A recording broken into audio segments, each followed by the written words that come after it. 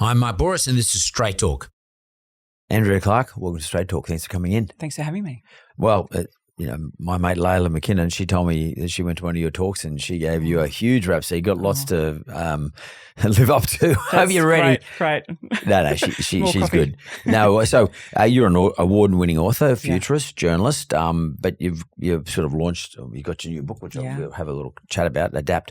Yeah. Not so much about the book. We'll talk about the book, but we want to talk about what can we take out of the book. Maybe you could give us a little bit of history about your background, though, because you've had an interesting sort of career path. Yeah. You're only very young. We're not going to say how old you are because you did tell me. We won't say it publicly, but relatively speaking, I think you're quite young. But you've had a fairly full career and we're doing some interesting stuff. So maybe take us back to, like your early 20s. What were you doing? I was a television news reporter. So I started my career at GWN in Kalgoorlie. So out there with all the guys. And I always wanted to be a TV reporter. And so I started off doing regional and then went to the commercials in Melbourne and Sydney. But I actually picked myself up and flew myself to Washington, D.C. when I was 29 because I'd always wanted to be a foreign correspondent. So moved myself to D.C. with no money, no job, and a very tenuous visa situation to have a go because there was only a couple of reporters on the east coast of the US. So I decided that was the best way for me to accelerate my career and like find the kind of leadership that I was looking for to be around. So had a really dynamic 20s in TV journalism covering general assignments. So thrown out every day, onto a different story. At 29, you were trying to be a foreign correspondent, but you weren't. You weren't before you went. You just said, "I'm a foreign correspondent." That's right. And did you get a job? How'd you get a job? Like at 29, who signed you up, or did you just freelance? So I freelanced. So I woke up the next morning in Washington DC after arriving and started cold calling every foreign bureau in the city until Reuters picked up and said, "Come on in." So I spent many fantastic years with Thomson Reuters covering State Department, Pentagon and White House and all the big names who are in town, who'd come through town. How's that work? So you're new in town, you sort of lob yourself into Washington. Literally. Rent an apartment or whatever you're doing. Yeah. I was in a boarding house. Boarding house, Great. Yeah. In a boarding house. I was on a budget. Single female. Yeah. Hanging out in a foreign country. Yep. With a worrisome visa. Obviously, you don't have much money at that stage. And you start contacting the foreign bureaus. What does that mean? Like, what's a foreign bureau? What are we talking about? Obviously, Washington, D.C. is the center of gravity for international coverage. And so you had every country in the world in some form represented in the form of a bureau in the city. What's that mean, a bureau? So news crew, reporter, local production staff that would gather news from North America and communicate whatever was going on, mainly from the White House, communicate that news to their home country. And so there were stacks of bureaus based in the city, and I literally started from A and went alphabetically and started cold calling every bureau to see if they had any opportunity for me to freelance there. Yeah. You mean can I just come in and pay me per hour or pay me per story or whatever? Do you need me to come in and help produce stories, to line up talent, to gather news in whatever form made sense to that bureau? So that's what I did. And I got to R and I was nearly out of – I only had 5 working days to get a job because I only had $500 to my name. So I had 5 days. So you set yourself a period. Yeah, I did. After this period, I've got to go back home. Had to turn around and go back. So I had 5 days and I got to R, and this really terrific guy called Rob Muir at Reuters, another Aussie, picks up the phone and says, "Come on in." And I was like, oh, thank God. Like, I get to stay for another week and we'll just see how long this goes for. How long did it go for? About 7 years. So you stayed at Reuters I stayed in DC for 7 years. You stayed in DC for 7 years, but you got your first job opportunity at Reuters. Yeah. What did you do after that? Well, I was producing and gathering news for a couple of years for Reuters and Channel 7. And then I moved into international aid work. So I saw the signal of change coming down the pipeline for the business of news. And I switched into working for a major international aid organisation. So essentially what that meant was I land in Baghdad, I land in Georgia, in Tbilisi. Georgia as in the ex-Soviet country. The one that the Russians invaded in about 2008. So I switched from news. I was addicted to being in a newsroom because I was always part of an ultra high performance news team, which was a very addictive way to be working. But one day I was walking down K Street, which is pretty close to the White House. It all feels really good. It looks good. It's all shiny and new, and there's lots of things to be. There's lots of things that keep you going in a town like that because there's always so much happening. But one day I was walking to the Al Jazeera English News Bureau where I was freelancing that day, and instead of picking up a copy of the New York Times, I found myself scanning the news headlines on my BlackBerry. And I thought, this is a really interesting signal of change, because if I'm a journalist being paid to produce content that as a consumer I'm not prepared to pay for, then the business model of news is failing right in front of me and I'm a part of it. So what I'm going to do?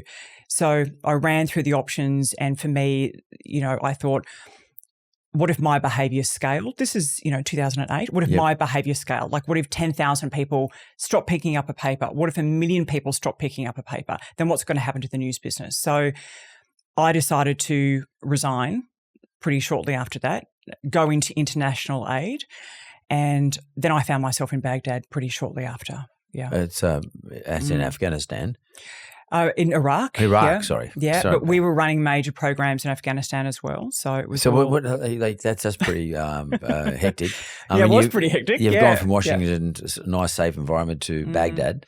Was a war on, or war is over by then, but it was sort of rebuilding, etc. at that stage. Well, it was still volatile. It was still a very active war zone in 2008. So I literally land. I mean, it was just like an out of body experience. What does international aid mean? Like, you going around helping people who are underprivileged or injured, or what? Yeah, and so the aid organisation I was working for had a number of pillars that they would use to support third world nations, and they were infrastructure, so they'd help people rebuild; microfinance grants, so they'd help people locally engaged or local residents come back to the city and rebuild their business. Like, they might have been running a small mechanic shop before the war. So microfinance, food security, medical supplies. So there are a number of ways that major international groups help rebuild a nation. And it was my job to go in and make an assessment of the projects that were being delivered by this organisation, so we could ask for more funding from the US State Department and US aid, which Trump is dismantling at the moment. So I had to prove, and there's my journalism, practice that came into play. So I had to interview people on the ground and prove that the money that was being spent well.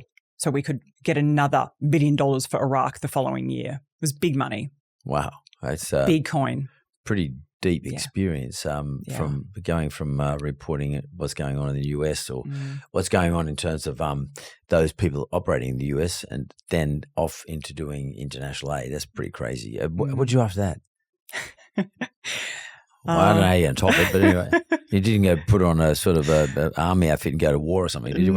No. I made a really difficult decision because I was just about completely burnt out. I made a really difficult decision to pack everything up and come home. So I lost my job in the aid organisation because, in principle, I had flagged a fairly major misappropriation of funds. So I recognised that funds weren't being spent in a way that I thought the American public would approve of, and lost my job. The CEO figured out that I knew what was going on, so I got walked from that job. So it was completely devastating. And I did pick up another amazing role with the Save Darfur Coalition. So basically I ended up being the communication director to help stop the genocide in Sudan at the time. So my job for the next 12 months was to organise the communication that hassled the Obama administration to appoint a US special envoy to Sudan, which we did in the UN General Assembly in 2008. So it all sounds big, but all it is about influence. It's about how do we stop, this civil war going on in Sudan. When you do that sort of job, what do you learn for the future, for yourself? Or is it a tool you get out of that? Yeah, it's a great question. And I think that experience propelled me forward to looking for great leadership, because when you're looking for great leadership.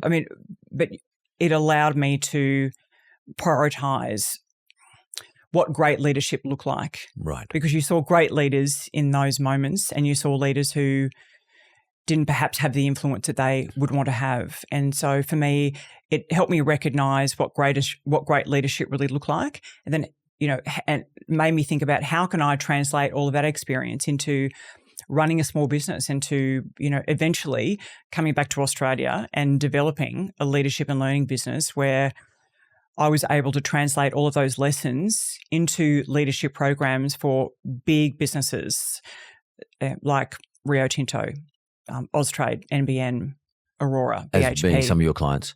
Yeah. Yeah. So you wrote a book around this?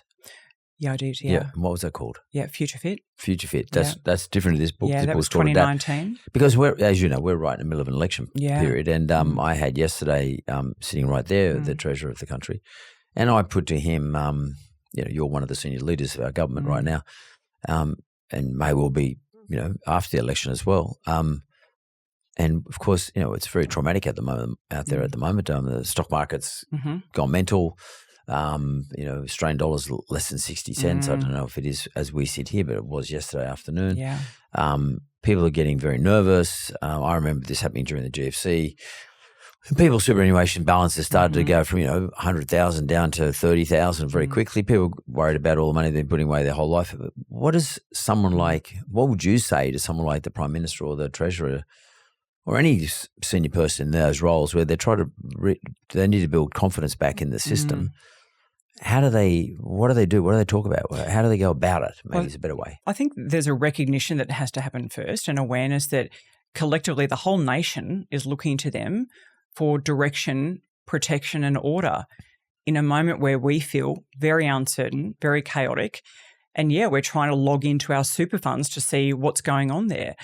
And it's funny you should say that. Yeah. It's funny you should say that, because only a week ago, some of those super funds were compromised. Yes, in a cyber attack. Cyber attack. Yeah. And that would make it doubly worse. And you also said made a really good point there, I think at least. We need them to recognise that there's a problem. Yeah. Do they need to have a solution as well, or just recognise the problem?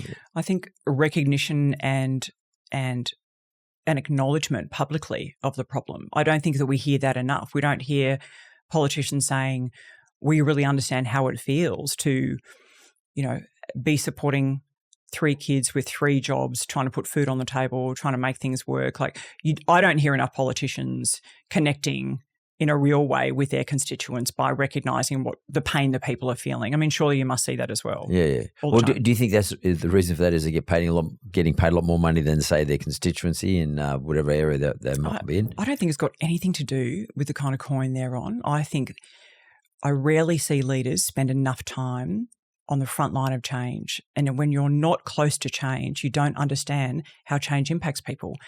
And the most important thing that we all need to understand about change, and particularly leaders, is that we are addicted to sameness. We love our routine and we don't like change. That's how we're wired. So we associate change automatically with loss.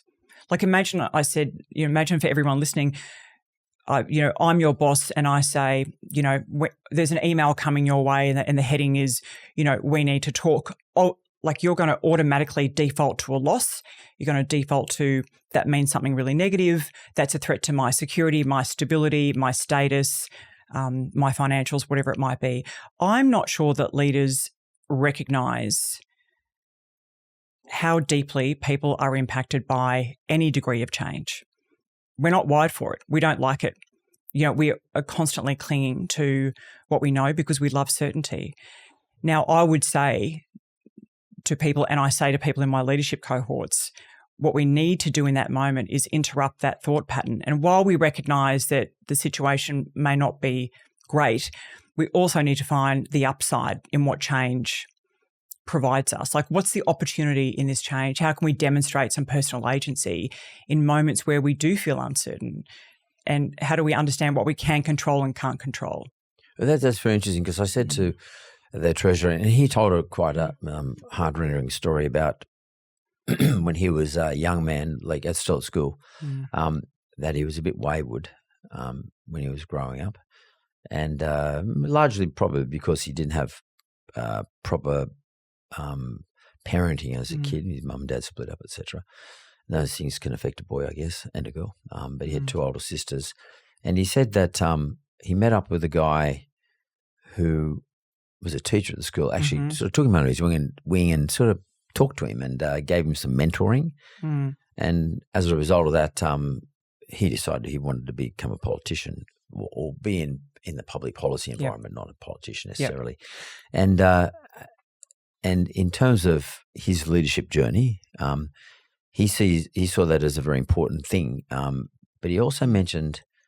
So first, I want to ask you, how important is it in the leadership journey that you get mentorship from somebody who's valuable? I think that the right role model at the right time is an absolute game changer. And I'm sure that we would both now think about the people who had an impact on us through our lives. And I think we need to rethink what role models are these days, because I do not believe we should be basing role models around money, fame, or power. I think we should be looking at why people do the things they do instead of what they actually do. And I think the right role model, a strong role model, positions us to establish a stronger axis of values. So a great role model really serves three functions. They inspire us by showing us what's possible. They can influence our goals and our motivation, and they serve as a behavioural example of success. And I think that's the key word. If behaviours and intentions of our role models expire, then we tend to look elsewhere for a new role model. But I had the most incredible professor at university who said to me at 18, you can do anything you want. You can go around the world and you can do anything you want. And I believed him. And so I did. And I had that in the back of my mind from the age of 18. And that was such a powerful and simple throwaway statement for him. But it meant a lot to me, and it's something that I carried with me. It gave me the confidence, because I thought if Dr. Peter Young, who at the time I think was about 60, who'd been a war correspondent and been to all these places that I wanted to go to, if he looked at me and he saw in me potential, and if he could just throw a few lines my way, he would have had no idea how that impacted me. But that gave me the confidence to think, I really can go and do that. And sometimes that's all we need in that moment of uncertainty or vulnerability. So I think we should always be looking for role models that demonstrate the kind of behaviours and intentions that we feel aligned with. And we all know what an anti-role model looks like, right? At some point in our careers, we've had someone in our life who we've thought, I actually don't want to be that person. And I had that in a newsroom. That was one of the reasons why I decided to get out of news, not just because the business model was failing, but because I would consistently be looking around the newsroom and think that's not demonstrating good leadership. I don't want to be that person, when I'm in my mid-50s. So how do I sort of change course now? But a great role model is a literal game changer. So I don't think we should ever, it doesn't matter who you are and where you work in society, we should never underestimate the impact that we have on people around us, because mentors, sponsors and advisors are so foundational to giving that advice that we need to hear in the right moments. It's funny, the treasurer said something like, if you, these aren't his words, but if you are given a talent, you have a responsibility to make use of that talent. Yep. And I think that's sort of what you said, because most people don't, if they become influential, don't recognise their talent. They might think they got a talent in certain areas, but they don't realise what their real talent is. But B, they don't actually do anything with it a lot of times, that they don't pay it forward to any audience for that matter. Yeah. And that's sort of what he does. That's what he tries to do. I mean, it seems to me that, and I said to him, Treasurer, to make change, it takes courage. I wonder if I was talking to him about when, and I don't want to get political, but I was talking about when his predecessor in the Labor Party was a guy called Chris Bowen, and Chris Bowen in the election with when Bill Shorten was going for Prime Minister, decided to bring in a whole lot of policy changes, financial policy changes and presented them to the electorate before the election. Silly things like get rid of negative gearing, change the capital gains tax in relation to people's homes investments. Get rid of franking credits, which a whole lot of old Australians rely on to fund their lifestyle. And of course, Shorten lost the election. And I said, sometimes it takes a lot of courage to say those things. You, on the other hand, don't say anything controversial. Does that mean, as a leader, you're not being courageous? What would your mentor from when you were 16 or 17 say to you about that? And you said before, we don't like change, and governments sort of know that. Yeah, they poll and they check things out. They don't make mistakes too many times these days. Although Trump's sort of proving that theory a bit wrong. Interesting. But 24 hours. Yeah, totally. But as the Australian government, and I said to him, do you ever feel as though you're not being courageous enough as a leader? How do you reconcile? I want to be the leader, and I need to stay as a leader to get my ambitions done. I don't mean personal ambitions, my ambitions for the nation done. But on the other hand, if I'm too courageous, I could lose the election because Australians, as you said, people don't like change. I think that people get paid to have an opinion. Whether you're a CEO, regardless of your leadership position, people vote you in. So take the risk. Take the risk, absolutely. There's not enough risk going on across this country in business, don't you think? Yeah, well, I'm not in favour of the way he does it at all. But I make too many courageous take too many courageous steps. Sometimes they turn around and don't work so well. But I don't really care. I couldn't give a shit. I'm not trying to become the treasurer of the Prime Minister. Yeah. I mean, I'm running my own show here. I can do what I want, sort of thing. And I'm lucky enough to be in that position. Yeah, he's not. Yeah, and it's a hard thing. Sometimes it can be hard to reconcile because look, let's say he's speaking. I have this ambition for this nation to do blah blah blah blah, but I'm not going to. I need to be the treasurer in order to do it. I need my party to win in order to do it. Yeah. So I'm not going to do anything crazy at the moment. I'm just going to look at the polls where people don't want to change, and I'll make sure I just play that game. Whereas other people go and they just set the joint alight, like Trump. Yeah. And bugger the consequences. I'm just going to set the joint alight because I presume he honestly believes that what he's doing at the moment is actually becoming better for Americans. How's that reconciled? But he's out playing golf while the world's blowing up. I saw that peek in this morning, and I thought, to me, is that exercising leadership? I'm not really sure. I think you have to stay connected to what's going on in the community. So be present with everyone. Well, absolutely. How can you make decisions that are really well informed if you're on the top floor and everyone else is running around on the ground floor? You've got no direct line of sight, with what's going on, how things are changing, and how people are experiencing change. So I think regardless of where you are, where you sit as a leader, the most incredible leaders that I've worked with, Mike Schneider at Bunnings is a great example. He's out there sweeping the floor, full clean and tidy, at the end of every day with his staff. So he understands, he's listening to the conversations, he's hearing what's going on, he's on the front line of change. So regardless of where we sit in any leadership position, it pays to stay connected to what people are going through, whether they're customers, constituents, or whoever is a recipient of your leadership. If we're not connected, how can we make decisions at the right time that are going to be in the best interests for that collective? That's it. Yeah. I keep coming back to financial things, but I remember when the COVID hit and everything was sort of traumatic, quite traumatic. And the Reserve Bank governor is not the current Reserve Bank governor. The old Reserve Bank governor was up there talking about, I'm going to put interest rates down to 0.1, whatever it was. And then we had the Prime Minister saying something. Then we had but probably more importantly, we had the state premiers and their health ministers telling us every day we're so many COVID cases and so many deaths and so many people in hospital, all this sort of stuff daily. And I thought to myself, I just wonder why we don't get the Reserve Bank governor, who at the time was different to the current Reserve Bank. Why we just get him up there along with, say, the Prime Minister and along with, say, I don't know, the Minister for Health, the Federal Minister for Health. The whole gang. The gang. And just put them up on, because this used to happen I remember as a kid this used to happen, put them on the ABC because, it's a respected national broadcaster. Not to say the others aren't, but it's a respected national broadcaster and, it's owned by the government. Yeah. And let's say we're going to do an interview on Sunday night at 7 p.m. To all Australians. Not an interview, but have a chat and just tell you what's going on with this COVID stuff. And all's one though, not separately, all together.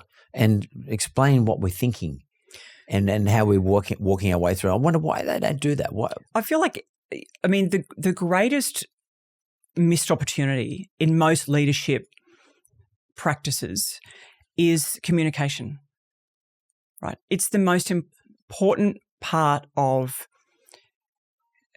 having influence, communicating change, and keeping people informed. And yet we don't see that enough, I think, across corporate Australia. We didn't see it then across COVID. And what was interesting to me was we had different states with very different ways of handling things. And so any continuity would have been helpful in the overall approach to how the country was tackling COVID. And there was so much uncertainty and fear. And we certainly did not see enough. As a former journalist looking at the way that played out, the greatest missed opportunity was more continuity in communication with people about what was going on. I know we had daily briefings, right? Yeah. But they were all different. Yeah. They were all different. So the average Australian is sitting around with relatives in another state, with, in some cases, people who are terminally unwell in another state with no idea if or when they were going to see them again because all the states had different rules. So and that will be a case study in universities in years to come because they did have a national group, but they met in private. They met in private. Yeah, we didn't know that. We didn't get to talk to that. The Prime Minister used to sit with all the premiers, but it was a private conversation. Yeah. And I used to think, well, just let me know. Like, I'm not dumb. That's right. They don't trip like a wood duck. I'm happy to listen. Yeah. Give me and we were compliant. A summary. Yes, and we were compliant. And I think the damage that was done was the erosion of trust. And, the erosion of trust in governments has shifted to business. So everyone who goes to work is now looking to their business as that trusted source of information and cohesion. They're not necessarily looking to the government anymore because of how much trust was lost over that period of time. And I wonder what's going to happen if we have another version of the pandemic. I suspect we will not see people be as compliant as what they were. I think they'll revolt. I completely agree.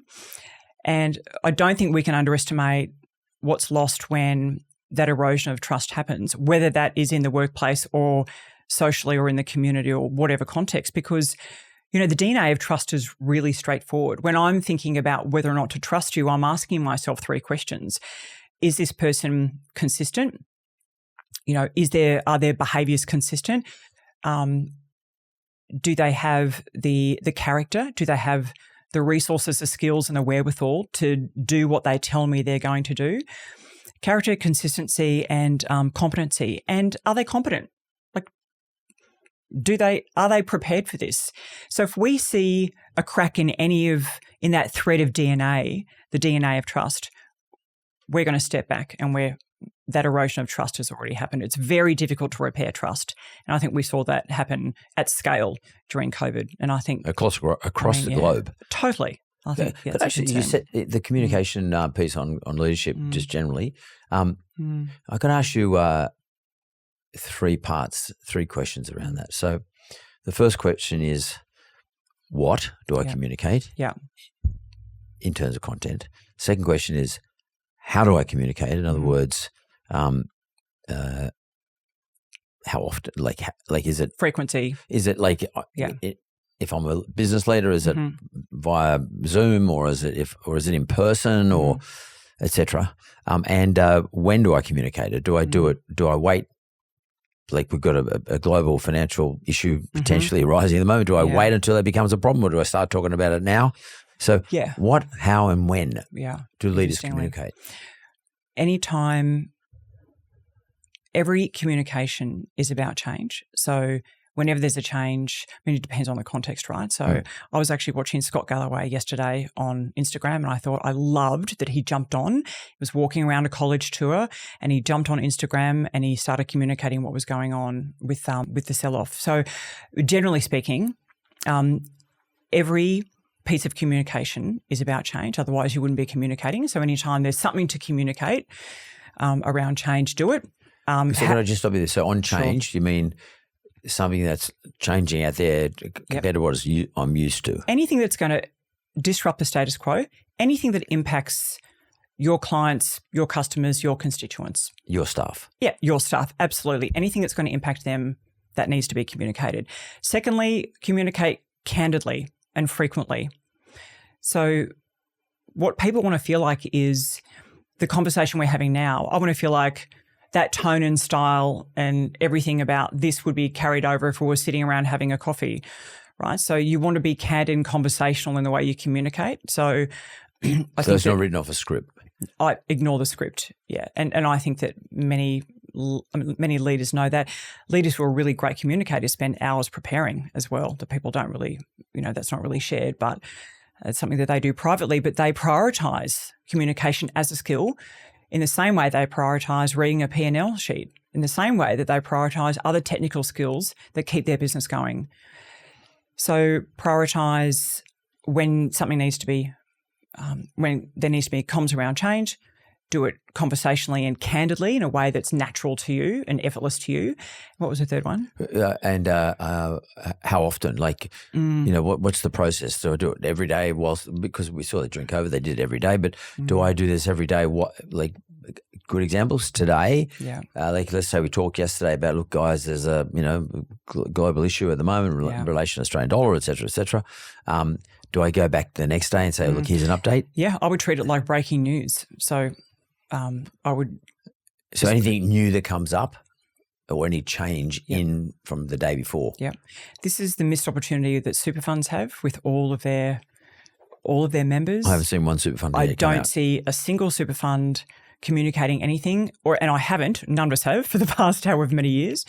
Like that to me will end up costing them in some way. If I was a CEO of a super fund, I'd be doing a live video link every day to whatever member wanted to join that Zoom call and be communicating anything that's going to help me feel more comfortable about this change that we're experiencing. I believe people get paid to demonstrate leadership if they're the CEO. I also believe those CEOs get paid to communicate change, as frequently as they feel necessary. So it's sort of like you're saying it's nearly like a job spec. Like you're going to put in CEO, you're getting paid X amount of dollars. Part of your job specification is that you must communicate. Obviously, you must communicate, but you must communicate when there's change that affects either clients, suppliers, staff, etc. You must communicate. Yeah, I mean, I'm coming from a comms background, 17 years in journalism, but I think that is a basic criteria as a leader. I think comms is part of leadership, and we don't see it demonstrated enough because the Australian business community anyway seems to be, they've gotten away with having barely any comms directly. There are only very few Australian leaders. Like Shane Elliott was a great example at ANZ. He's putting himself up. He has put himself up previously on radio. He's done Facebook Lives with clients. He's on the front line understanding what's happening. There are very few Australian leaders across business community who really do that and mean it. And I think that if we saw more of that, we would have more trust in business, in big business. And if we saw it with government leaders who were doing it in ways that were less orchestrated, I think we'd also have a greater sense of trust in. Less of a performance. Less. It's pretty performative at the moment. I think we can agree. I mean, it kills me. But I actually said to the treasurer yesterday, I said, mate, you're very polished. And which I admire. He's very polished and very structured and very in control and sensible about what he's doing. In other words, I wouldn't be able to put him off balance. I know I couldn't get, but he's that polished. I couldn't put him off balance. I could have tried, but I didn't want to try. But I felt like he'll have a good comeback, and a person, an audience would know whether I was right, he was right or wrong. But there was no. I know I don't have people on my show to debate anyway, but because the debate can happen on Sky News on Thursday night or whatever. But that's not my game. I'm not here to debate with anybody. I'm here to try and understand what's going on. Can I go back to that trust element for? And I think it's really important. You said the word familiar. So it's funny. I often say to myself, who do I trust the most? I trust my family the most. Why do I trust my family the most? It doesn't necessarily mean I like everything they do, but I know I've watched them all their lives and I know what they're likely to do. I have a sort of strong sense of outcomes. Yeah.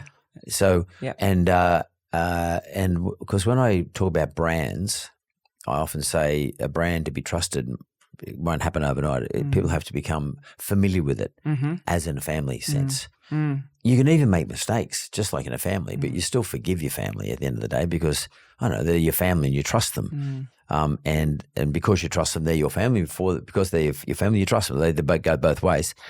And familiarity is like if it's a brand, it's about me seeing it more often. The more often I see the brand, I might not even know what the ad's about. But I just see it. That there's a presence there. There's a visibility.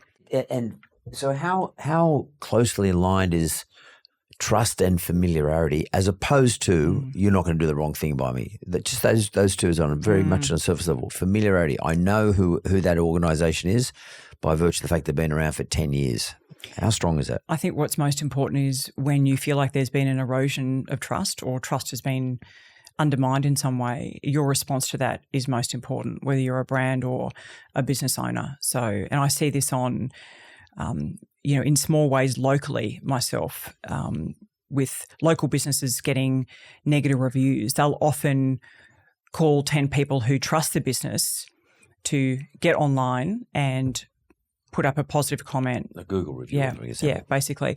But I think what's important is what you do about how you respond in those moments where trust has been eroded. And if you've been practicing visibility and familiarity as a brand for years before something goes wrong, then you've got a much better chance of recovering that relationship with people who are important to you. Just by virtue of time. Absolutely, yeah. But again, a commitment to communication and a commitment to being visible and being familiar in moments where you don't necessarily have to, but you choose to do that because if you're a business that's grounded in integrity and building relationships for the long term, that's part of the strategy. It's something that will come naturally to you because you don't necessarily need a big strategy around it, but trust is built over time. It's lost very quickly, but it's what you do in those moments where it's eroded that matters. It's how you respond in those moments. So we've got some in Australia. We've got a couple of really big organisations, two in particular, who I won't name them, but one of which is a mining company from West Australia, and another one is a city-based tech company, and there's been a trust erosion in relation to both their. In both examples of the CEO-chairman, leaders of the business and the big shareholders in the business. Yeah. And what would you, because you don't know who I'm talking about in particular, but what would you say to those organisations? Because it seems like those people are pushing back saying, well, look, this is my business. I control it. I've been good for you so far. Trust me. Yeah. But they haven't really come out and said it. Like I haven't seen them get on the front foot and actually talk about it. But definitely not going to get on to do a telly ad or anything like that. But I haven't seen any interviews from them. They're sort of gone to ground. And there's that old saying in PR, give good news oxygen and smother bad news. What I don't know if I believe either of those. Having watched good news and bad news play out for so long in my career, I think that the brands and the businesses that have demonstrated longevity have demonstrated consistent communication. Like Warren Buffett, good example. Totally. Unbelievably. And what have you got to lose by doing a live stream and talking to your people? What have you got to lose? And so I think that visibility again is fundamental to the trust equation. And if you want to disappear, that's fine. But I think there'll be a cost to that over time. And you're already raising issues around trust because you haven't seen either of these leaders come out and say anything. So there's a great example of what we're talking about. I know, it's interesting. I know both of them, and I thought to myself, have you asked them why they? No, I haven't. I thought, in fact, one of them I've done a show on with, and the other one at one stage or other was a shareholder of mine. But, and I always considered one of them to be quite a good friend. But I wonder, as a leader, like just a community leader, not in their particular industry, but just a leader, do you think someone like me, I should be reaching out to them? Why would you reach out to them to give them feedback mate, that you've already given them? Yeah, or just to talk about what I just talked about. Like, hey guys, I haven't. I mean, you've just sort of gone aground. Why don't you? Well, if they're adults, I mean, part of me thinks they're educated adults running the show. They have That advised. doesn't mean they understand leadership, though. No, I do think that there's a disconnect where I do think that for a long time, that's what I got paid to do. I was a media trainer to top ASX leaders. I'd come in and I can be the bad guy, and their staff would say to me, look, this person has moved from CFO to CEO. Bottom line is he's not behaving like the CEO. He's still behaving like the CFO. So we need you to come in and play the bad cop and to basically say that to him and elevate his presence, on camera. So I'd happily do that because I was an outsider. A lot of people this is an interesting part of leadership and role models. Who are we surrounding ourselves with? Who are our sort of personal board of directors? And are we getting one version of the truth from them? Do we need to be looking further afield to get unfiltered advice from people who are watching what else is changing around us? So maybe that could be a really valuable conversation that would pay off. And, I know that any leader who has any degree of humility would welcome an observation that would bring those leaders closer to their customers, closer to understanding what's changing for those customers, and also, grow the business at the same time. So why not? What about if a leader is really highly skilled? Yeah. And the best person for the job in terms of skill sets, but is shy. What do you as a trainer type person, someone who tries to get the best out of these individuals, how do you work with someone like that? How do you get them confident to sit in front of a camera? Like a lot of people, as soon as that camera's on, they change. Yeah. I mean, I see it in this job. Of course, yeah. And in fact, the very first time I ever had to do something in front of a camera, which is like a long, long time ago, I remember it was a bit scary. It's intimidating. I got nervous. Yeah. I don't know actually why when I look back at it, but I just did. What do you do for these people? We have to get out of our own road.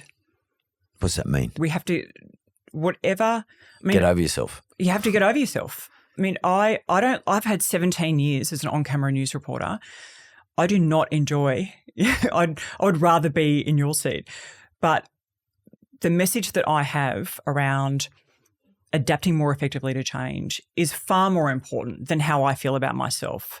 So I've got to get out of my own road. And that is the same advice I give to anyone who I've worked with previously who has a job, needs to communicate change, but doesn't like being on camera.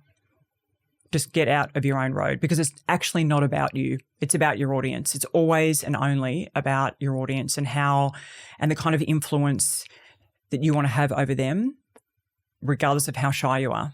Let's say, and I see this all the time, a lot of these organisations have a corporate affairs person.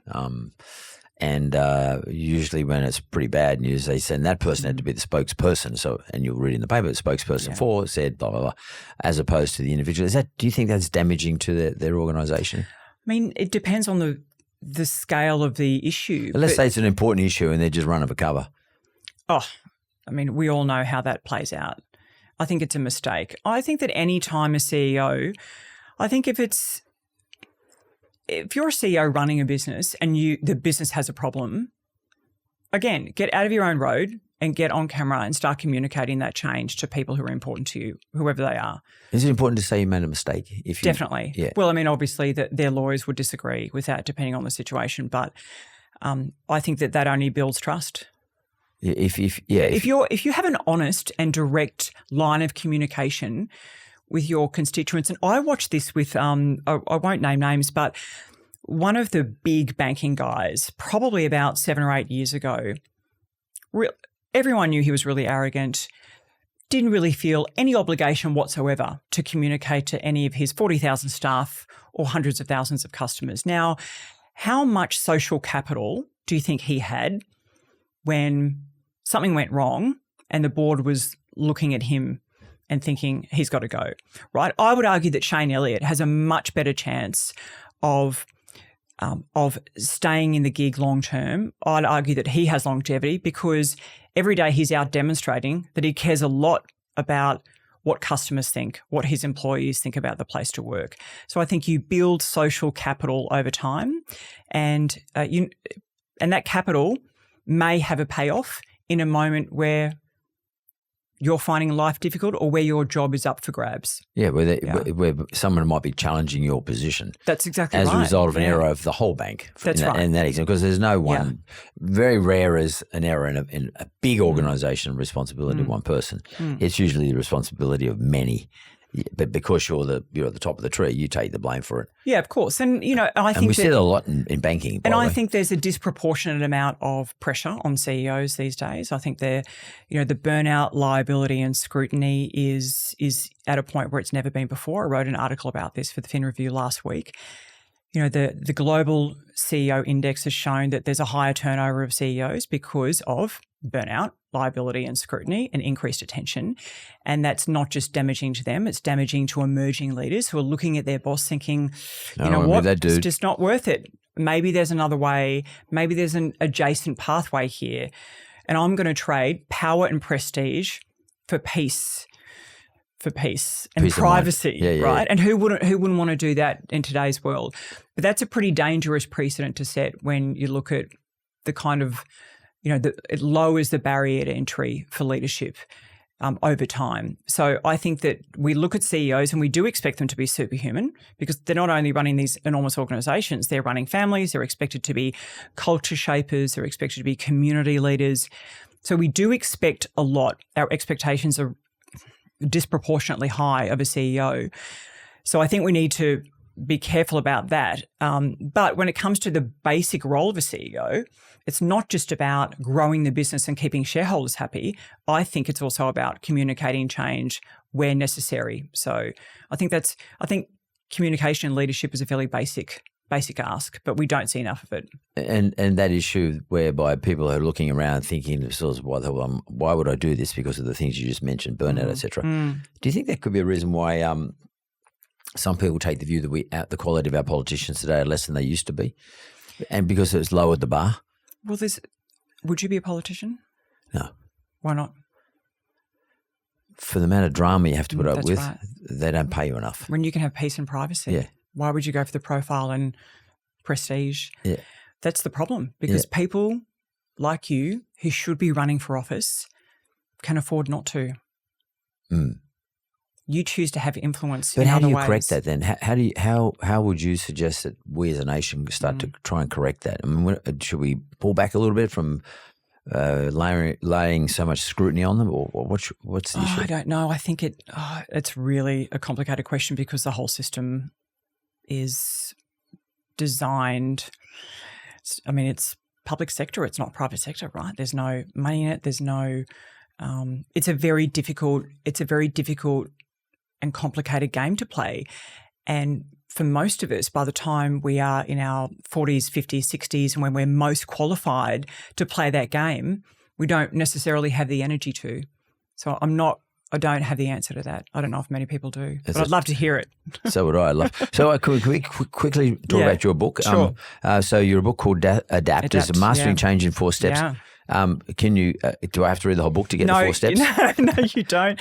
No, this is about adaptability in its purest form, being about anticipating and influencing change and not reacting and responding to change. So get ahead of it. This is for anyone who who doesn't want to feel like they're always constantly playing catch up to change. Yep. And so 4 steps: engage with signals, accept what's changing, activate your optimism for what's next, and release what is no longer fit for purpose for where you're headed. So let go of it. Let go of it. Yeah. So just on the first part, that is sort of looking out for the signs. That's right. Signals. Signals. Yeah. You call it signals. Yeah. So That sort of, by definition, requires people to be constantly vigilant and aware.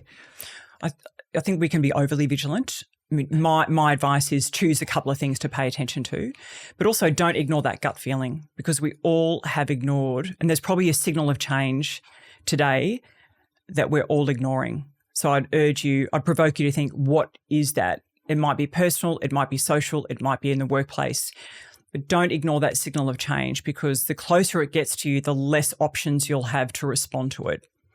So if you see a signal, like when I saw a signal in 2008 about the future of journalism, I made an active decision to get 5 to 8 years ahead of my colleagues. So always pay attention to those small changes that you think, I just shouldn't be ignoring that.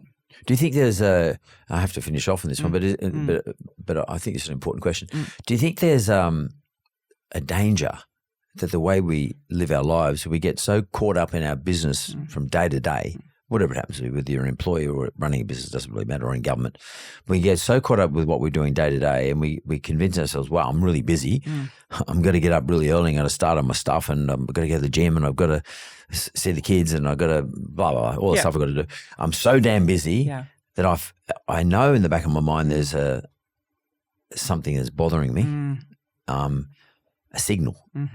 But I sort of either tend to ignore it, or I ignore it, or alternatively, I just completely forget about it altogether because I get caught up in what I'm doing day to day. We're distracted. And what tools or technique would you suggest we use to sort of get around that failure? Yeah. So get a blank piece of paper, just draw a line down the middle, and 80-20, just do an 80-20 principle. So for 80% of my day, I'm going to spend triaging all the normal stuff, right, to get through the day. Get through my crap. Yep. But I'm going to spend even just the 20% of my day, or even just 20 minutes, exploring what could be about to disrupt me.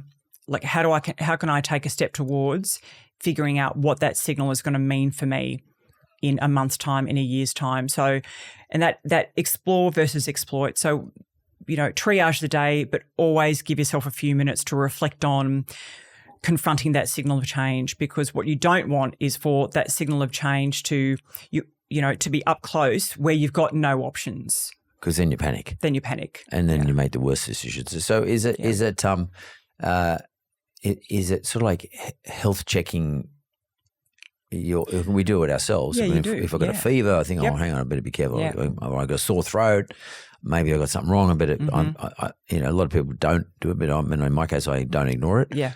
Is it like health checking? Of course, it for is. that type of thing. That's right. Yeah. It's pretty simple. It's like a health check for life, right? And it could be in the workplace where you feel like, and a friend of mine called me last week and said, I've just lost my job.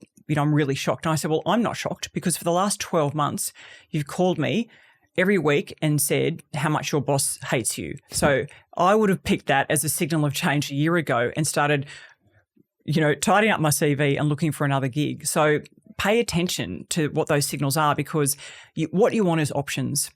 What I've wanted through my life is options. And, I had amazing role models from when I was quite young, including my dad, that demonstrated that your ability to adapt to change effectively gives you options. And that's what I think we all want in life.